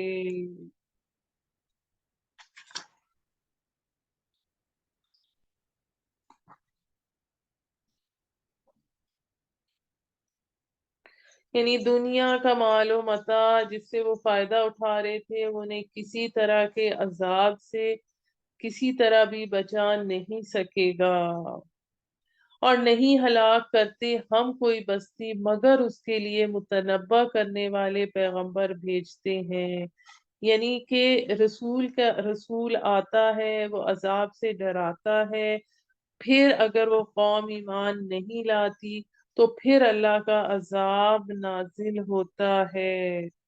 اور اللہ تعالیٰ اس میں آیت نمبر 207 میں فرما رہے ہیں، 208 میں فرما رہے ہیں کہ نہیں ہلاک کرتے ہم کوئی بستی مگر اس کے لیے متنبع کرنے والا بھیجتے ہیں۔ یہی اصول ہم سورہ بنی اسرائیل میں بھی اس طرح پڑھ چکے ہیں، وَمَا كُنَّا مُعَذِّبِينَ حَتَّى نَبْعَثَ رَسُولًا، اور ہم عذاب دینے والے نہیں جب تک کہ رسول نہ بھیج دیں، لیکن جب رسول کے اتمام حجت کے بعد اگر وہ قوم ایمان نہیں لاتی تو پھر ایسا عذاب آتا ہے کہ صفحہ ہستی سے اس قوم کا نام و نشان تک مٹا دیا جاتا ہے، جو کہ سورہ انعام کی آیت نمبر 45 میں جس طرح آتا ہے، فَقُطِعَ دَابِرُ الْقَوْمِ الَّذِينَ ظَلَمُوا، پھر ظالم قوم کی جڑ کاٹ دی گئی۔ پھر جڑ کاٹنے والا اصول جاری ہو جاتا ہے۔ آیت نمبر 209، نصیحت کی غرض سے اور نہیں ہے ہم ظلم کرنے والے، اور نہیں اترے اس قرآن کو لے کر شیاطین، اور نہیں وہ لائق اس کے، اور نہ وہ اس کی طاقت رکھتے ہیں۔ یعنی عربوں کے ہاں عام لوگ شاعروں کے بارے میں یہ خیال کرتے تھے کہ ان کے قابو میں جن ہوتے ہیں جو ان کو نئی نئی اور اچھی اچھی باتیں اشعار کی شکل میں جوڑ جوڑ کر دیتے ہیں۔ چنانچہ جب دیتے رہتے ہیں، جب قرآن نازل ہونا شروع ہوا تو بعض مشرکین نے یہ کہنا شروع کر دیا کہ اسے شیاطین جن لے کر نازل ہو رہے ہیں۔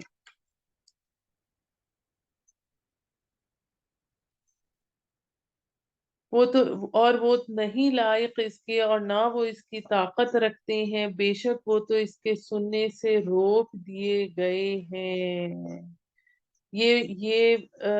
مضمون بھی قرآن مجید میں آتا ہے متعدد مقامات پر کہ جب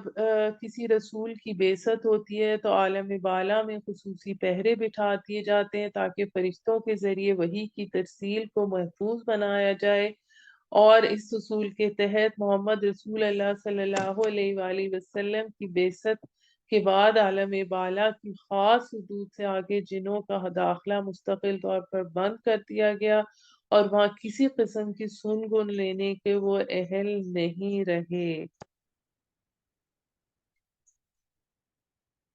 پس مت پکار اللہ کے ساتھ کسی اور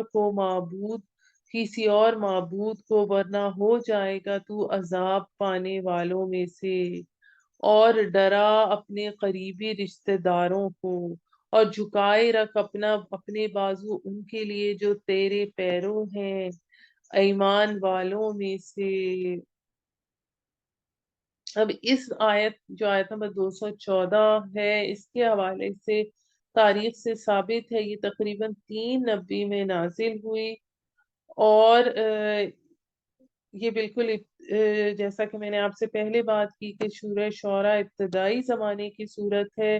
اور اس آیت کے نازل ہونے کے بعد رسول اللہ صلی اللہ علیہ وآلہ وسلم نے حضرت علی کو ایک دعوت کا اہتمام کرنے کے لیے فرمایا۔ حضرت علی آپ ہی کے زیر کفالت تھے اور آپ کے ساتھ ہی رہتے تھے، چنانچہ آپ نے بنو ہاشم کو کھانے پر مدعو کیا۔ کھانے کے بعد آپ انہیں دعوت دینے کے لیے کھڑے ہوئے تو انہوں نے شور اور غل مچانا شروع کر دیا اور آپ کی بات سنے بغیر چلے گئے۔ کچھ روز کے بعد آپ نے دوبارہ انہیں مدعو کیا، اس دفعہ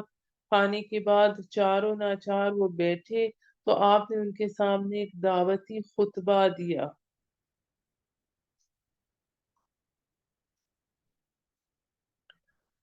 پھر اگر وہ تیری نافرمانی کریں تو کہہ دیجئے بے شک میں بیزار ہوں اس سے جو تم کرتے ہو،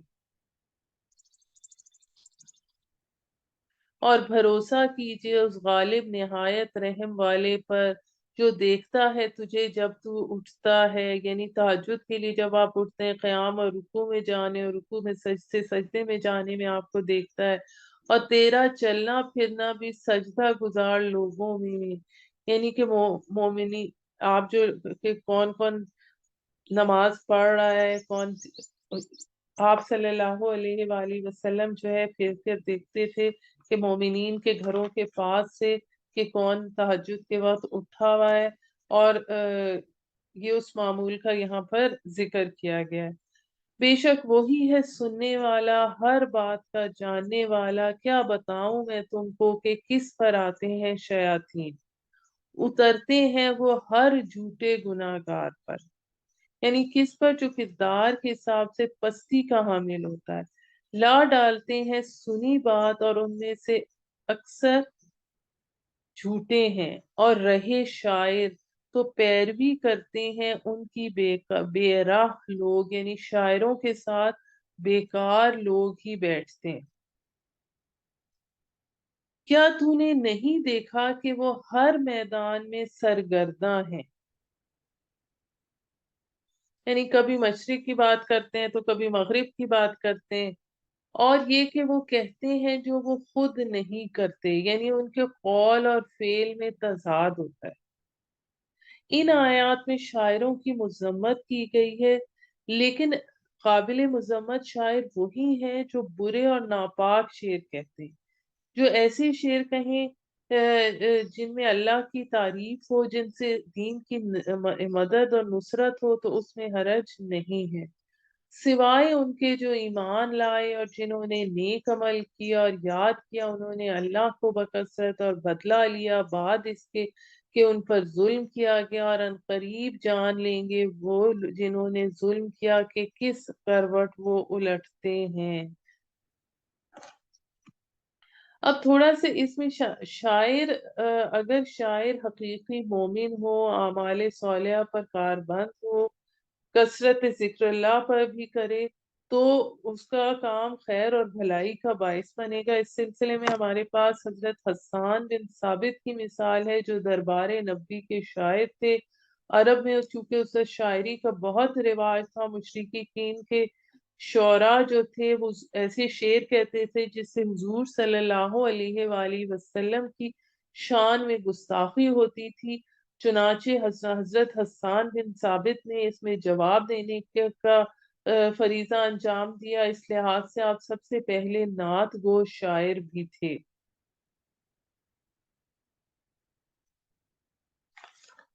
آپ صلی اللہ علیہ وآلہ وسلم نے فرمایا کہ حسان کے اشعار کفار کے خلاف مسلمانوں کے تیروں سے زیادہ مؤثر ہیں۔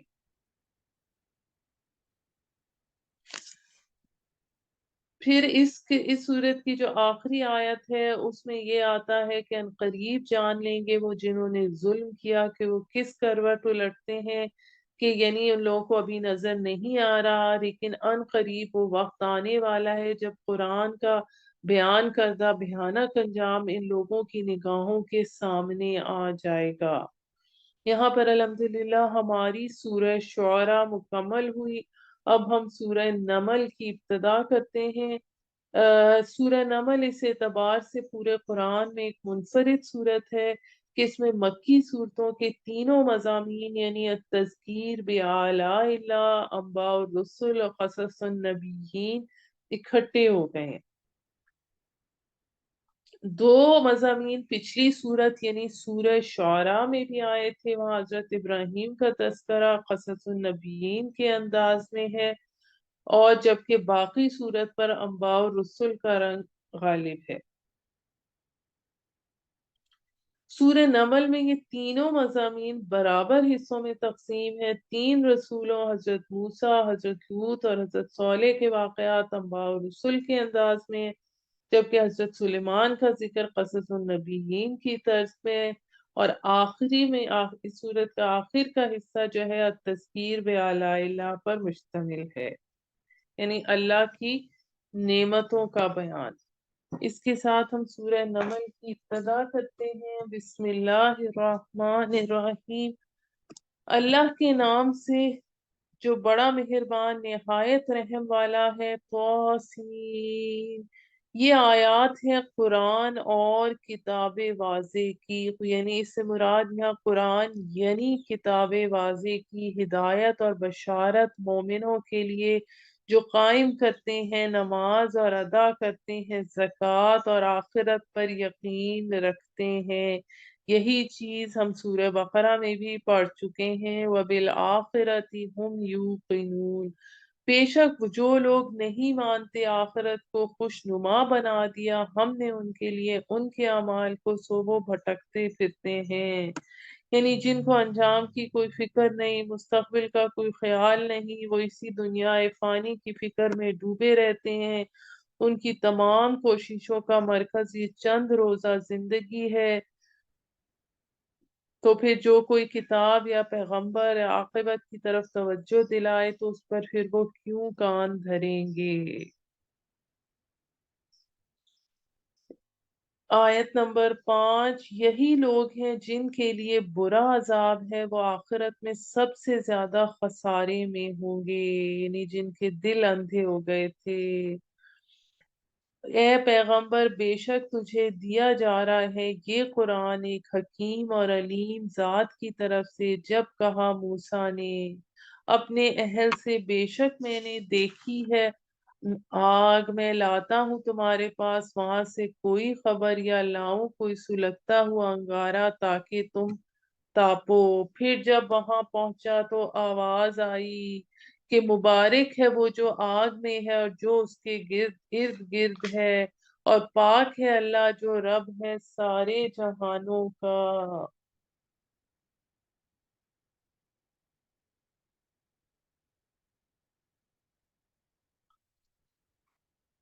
اب اس وقت یہ صورتحال تھی کہ سردی کا موسم تھا، رات کا وقت تھا، حضرت موسیٰ ایسی جگہ سے گزر رہے تھے جہاں انہیں کسی سے واقفیت بھی نہیں تھی۔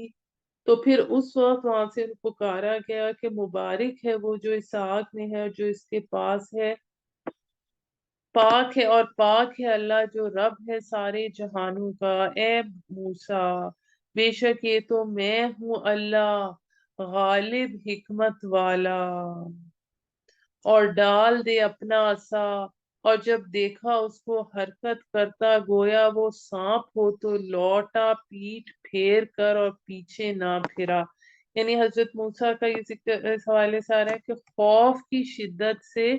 وہ پیٹ پھیر کر بھاگے اور پیچھے مڑ کر نہ دیکھا۔ اے موسیٰ نہ ڈر، بے شک نہیں ڈرا کرتے میرے پاس رسول، مگر جس نے ظلم کیا پھر بدل دیا اس نے اس کو بھلائی سے بعد برائی کے، تو بے شک میں بخشنے والا نہایت رحم کرنے والا ہوں۔ اب یہ آیت نمبر 11 کے حوالے سے یہ بھی آتا ہے کہ اس کے معنی یہ بھی لیے جا سکتے ہیں کہ جب رسول سے کوئی قصور سرزد ہو تو اس پر خوف طاری ہو سکتا ہے، اور حضرت موسیٰ علیہ السلام سے اس پر خوف کا طاری ہونا اس خطا کے سبب تھا جو ان سے قتل خطا ہوا تھا، یعنی وہ جو خطا ان سے سرزد ہوئی تھی اس کی وجہ سے۔ اور ڈال اپنا ہاتھ اپنے گریبان میں، وہ نکلے گا سفید بغیر کسی عیب کے، یعنی برس نہیں ہے۔ یہ دو معجزے ہیں 9 معجزوں میں سے فرعون اور اس کی قوم کی طرف، بے شک وہ ہیں ایک قوم نافرمان۔ پھر جب آئیں ان کے پاس ہماری نشانیاں آنکھیں کھولنے والی، یعنی حقیقت کا مشاہدہ کرنے کے لیے، تو کہنے لگے یہ تو جادو ہے کھلا، اور انہوں نے انکار کر دیا ان کا جبکہ یقین ہو گیا تھا اس کا ان کے دل میں بوجہ ظلم اور تکبر کے، یعنی دل میں حضرت موسیٰ کا رسول ہونا منکشف ہو گیا تھا۔ بس دیکھو کیسا ہوا انجام ان مفسدوں کا، اور البتہ عطا کیا ہم نے داؤد اور سلیمان کو علم، دونوں نے کہا شکر ہے اللہ کا جس نے فضیلت بخشی ہمیں بہت سوں پر اپنے ایمان لانے والے بندوں میں سے، اور وارث ہوا سلیمان داؤد کا۔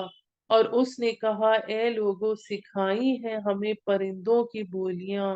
اور عطا کی گئی ہے ہر طرح کی چیزیں، بلا شبہ یہ عطیہ خداوندی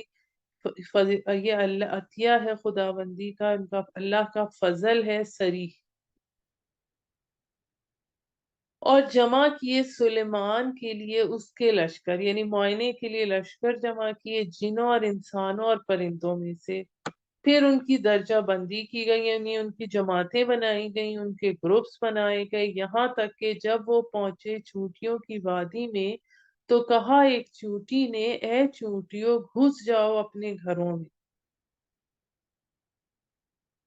مبادا رون ڈالے تمہیں سلیمان اور اس کا لشکر انہیں خبر بھی نہ ہو۔ پھر مسکراتے ہوئے ہنس پڑے اس بات پر اور کہنے لگے، یعنی حضرت سلیمان علیہ السلام نے جب یہ بات سنی تو مسکرائے اور کہنے لگے انہوں نے اللہ کا شکر کیسے ادا کیا، یہ بھی دعا ہے،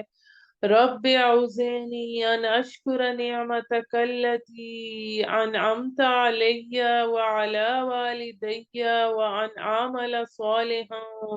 ترضاه وادخلنی برحمتک فی عبادک الصالحین۔ اے میرے رب توفیق بخش مجھے کہ شکر ادا کروں نعمت کا تیری جو عطا کی تو نے مجھے اور میرے والدین کو، اور یہ کہ میں عمل کروں نیک جو تجھے پسند ہو، اور داخل کر مجھے اپنی رحمت سے اپنے نیک بندوں میں۔ اور جائزہ لیا پرندوں کا تو کہا کیا بات ہے کہ میں نہیں دیکھتا ہدہد کو، کیا وہ غیر حاضر ہے؟ البتہ سزا دوں گا میں اسے سخت سزا، یا ذبح کر ڈالوں گا اسے، یا وہ پیش کرے میرے سامنے کوئی واضح عذر۔ یعنی کہ جیسے کہ ابھی ہم نے پہلے پڑھا کہ ان کے پاس لشکر تھے، جنوں کے، انسانوں کے اور پرندوں کے، کہ ان کی جماعتیں، گروپس بنے ہوئے تھے، تو ان میں سے ہدہد جو تھا وہ مسنگ تھا۔ تو آپ نے کہا کہ وہ کیوں نہیں اس وقت پیش ہوا، حاضر کیوں نہیں ہوا دربار میں؟ پھر زیادہ دیر نہ ہوئی تھی کہ ہدہد نے آ کر کہا مجھے وہ بات معلوم ہے جس کا نہیں ہے تجھے علم، اور میں لایا ہوں تیرے پاس سبا سے ایک سچی خبر۔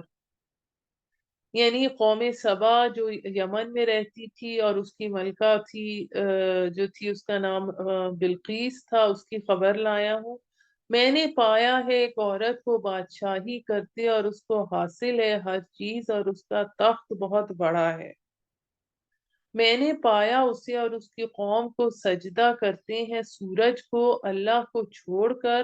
اور خوشنما بنا دیے ان کے لیے شیطان نے ان کے اعمال، اور روک دیا انہیں راہ سے، یعنی توحید سے ہٹا دیا،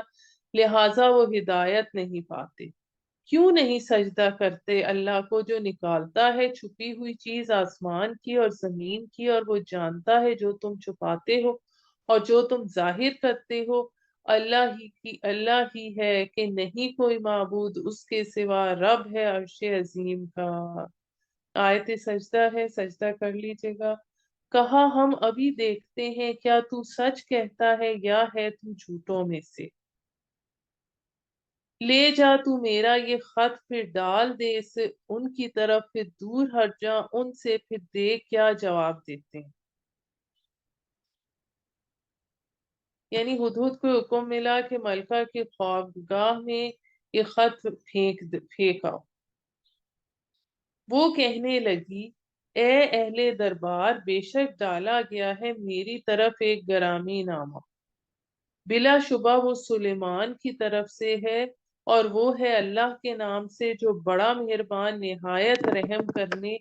والا ہے۔ اب یہاں پر قرآن مجید میں واحد مقام ہے جہاں بسم اللہ سورت کے بیچ میں آ رہی کہ نہ سرکشی کرو میرے مقابلے میں، اور حاضر ہو جاؤ میرے سامنے فرما بردار ہو کر، کہنے لگی اے اہل دربار، مجھے مشورہ دو میرے اس معاملے میں نہیں کرتی فیصلہ کسی معاملے کا یہاں تک کہ تم موجود ہو۔ اب اس نے اپنے دربار والوں سے پوچھا، انہوں نے کہا ہم بہت طاقتور ہیں اور جنگجو ہیں اور سخت، اور اور حکم آپ کے اختیار میں ہے، سو آپ سوچ لیں کیا کرنا ہے۔ وہ کہنے لگی بے شک بادشاہ جب داخل ہوتے ہیں کسی بستی میں تو اسے اجاڑ دیتے ہیں اور کرتے ہیں اس کے معزز لوگوں کو ذلیل، اور وہ ایسا ہی کریں گے۔ البتہ میں بھیج دیتی ہوں ان کی طرف ایک تحفہ، پھر دیکھتی ہوں کہ وہ کیا جواب لے کر لوٹتے ہیں ایلچی، یعنی کہ وہ مال و متاع، دنیاوی مال و متاع کے لالچی ہیں یا نہیں۔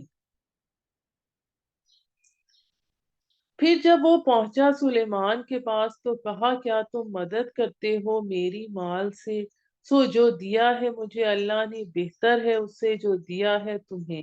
بلکہ تم ہی ہو جو کہ اپنے تحفوں پر خوش ہوتے ہو۔ واپس جاؤ ان کے پاس، پھر آئیں گے ہم ان پر لشکر لے کر کے، نہیں مقابلہ جس کا ان کے بس میں،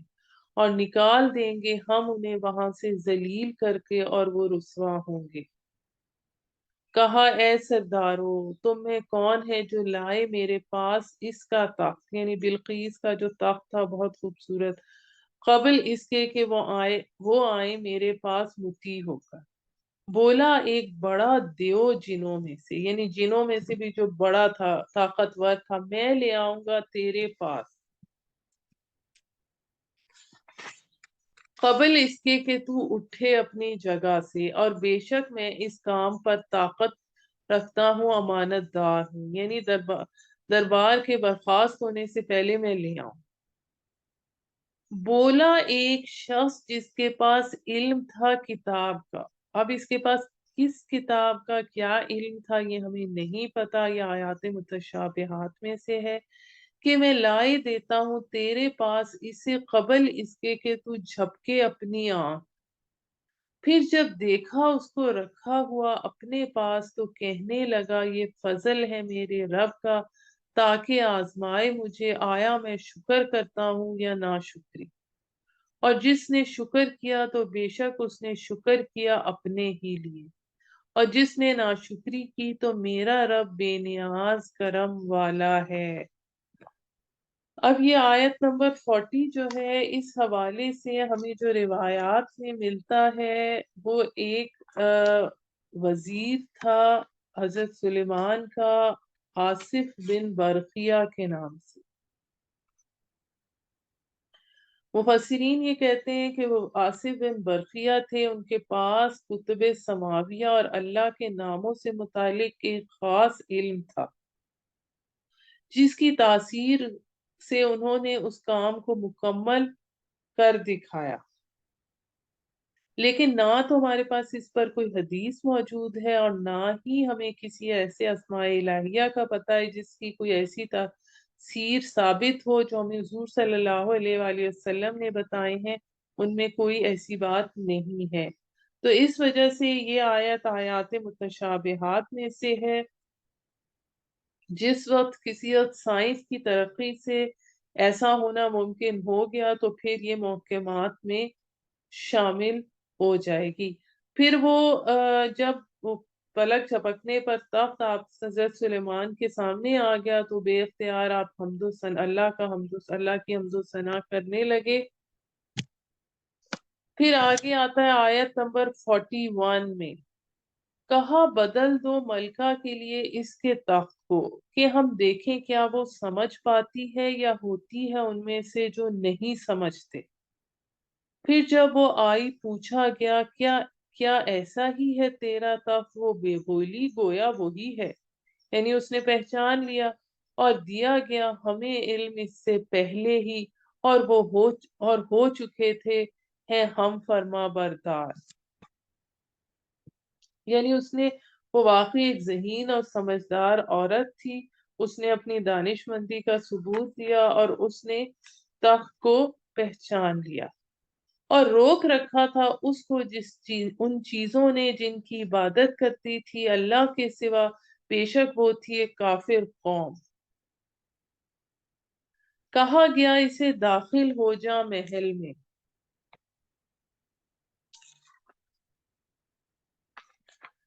داخل ہو جا محل میں، پھر جب اس فرش کو دیکھا تو گمان کیا اسے گہرا پانی، اور کھول لی اپنی دونوں پنڈلیاں۔ سلیمان نے کہا یہ تو ایک محل ہے جڑا ہوا شیشوں سے۔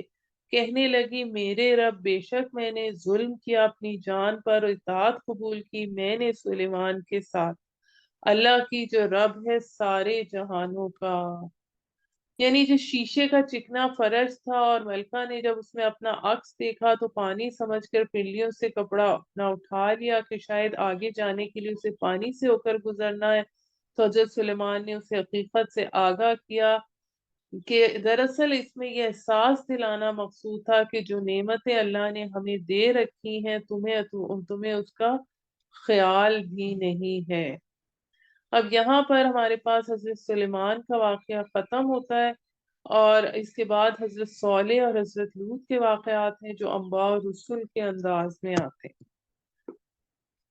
اور البتہ بھیجا ہم نے سمود کی طرف ان کے بھائی صالح کو یہ پیغام دے کر کہ عبادت کرو اللہ کی، تو یکا یک دو فریق یعنی مومن اور کافر بن کر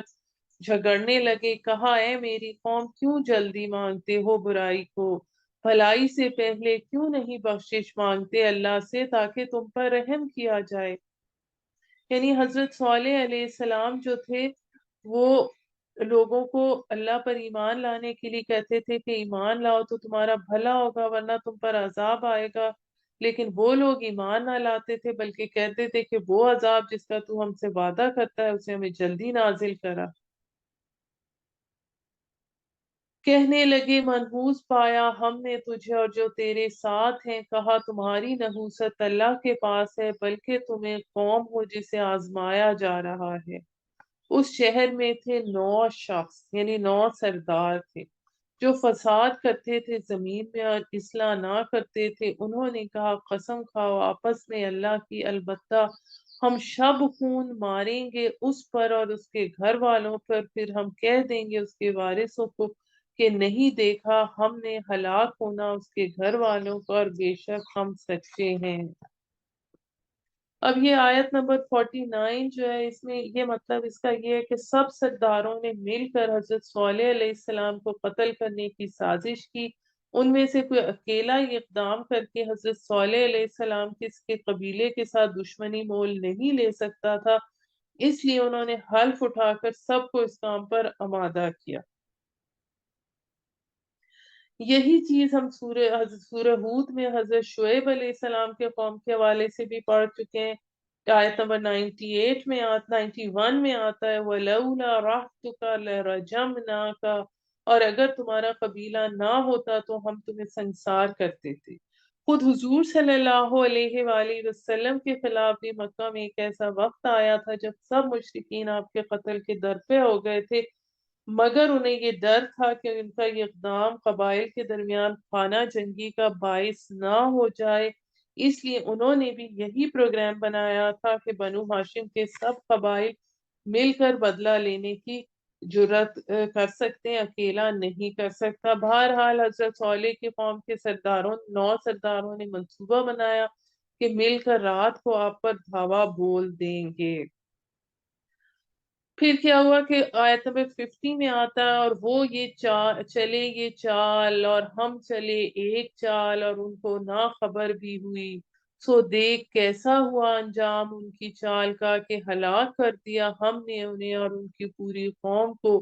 تو یہ ہے ان کے گھر گرے پڑے باوجہ ان کے ظلم کے، بے شک اس میں نشانی ہے ان لوگوں کے لیے جو جانتے ہیں، اور نجات دی ہم نے ان کو جو ایمان لائے اور جو تھے متقی۔ اور لوط کو جب کہا اس نے اپنی قوم سے کیا ارتکاب کرتے ہو تم بے حیائی کا، حالانکہ تم کھلی آنکھوں دیکھتے ہو،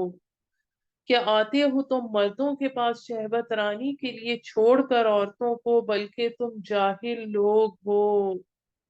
یعنی وہ لوگ علل اعلان اپنی مجلس کے اندر ایسی فحش حرکات کا ارتکاب کرتے تھے، بس نہ تھا جواب اس کی قوم کا مگر یہی کہ کہتے تھے نکال دو لوط کے گھر والوں کو اپنی بستی سے، بے شک یہ لوگ پاک صاف رہنا چاہتے ہیں۔ پھر ہم نے نجات دی اسے اور اس کے گھر والوں کو سوائے اس کی عورت کے کہ مقدر کر دیا ہم نے اس کو پیچھے رہ جانے والوں میں سے، یعنی اس پر بھی حضرت لوط علیہ السلام کی بیوی پر بھی اللہ کا عذاب نازل ہوا۔